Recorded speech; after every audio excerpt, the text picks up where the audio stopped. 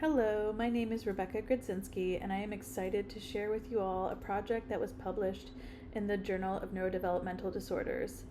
This work is thanks to the dedication of you all, the families who contribute to our work in the Infant Brain Imaging Study, or IBIS.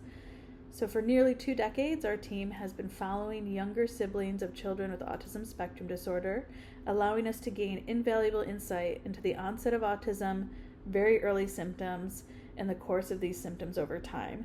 And this forms the basis of our work that I'm talking about today. As a parent, you want the best for your child, and that includes getting support early if it could lead to an improved outcome or quality of life. This research looks at this powerful idea. What if we could support babies before the signs of autism even begin? Is it possible that intervening earlier could be even more helpful than waiting until symptoms emerge? Autism, as many of you know, is a condition that affects how children interact, communicate, and learn. Autism develops gradually over time, over the first few years of life.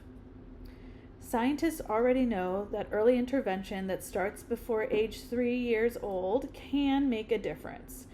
If researchers can identify infants as early as 6 months who are most likely to develop autism based on, for example, having an older sibling with autism and a neurobiological marker of autism, is there an opportunity here to help prior to an autism diagnosis to promote the most optimal developmental outcomes? And if we could identify those who might benefit most from very early intervention prior to symptom onset, what would we intervene on?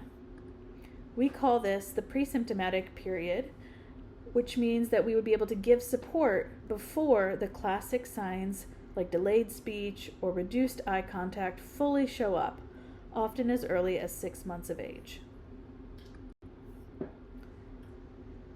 What would that type of intervention look like for families?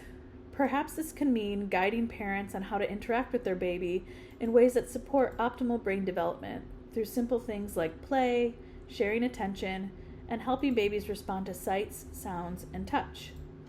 Specific areas to promote might include helping the child to engage appropriately with multiple aspects of the environment, encouraging attention and changing attention to optimize learning, encouraging motor movements and the development of motor skills, and engagement with social interactions. This is not about fixing the baby, but rather about giving the baby the best possible chance to grow and learn in a way that feels right for them and their family.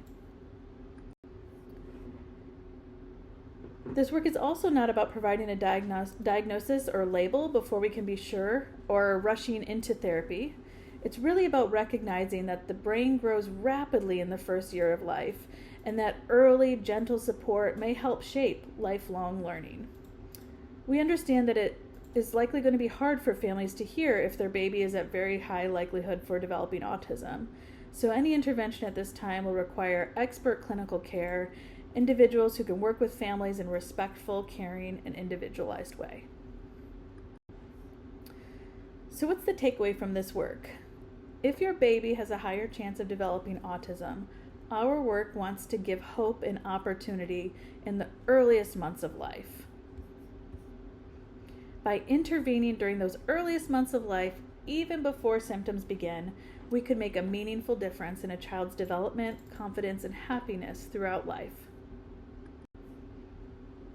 So I'd like to thank you all very much for listening, and thank you for contributing to our research.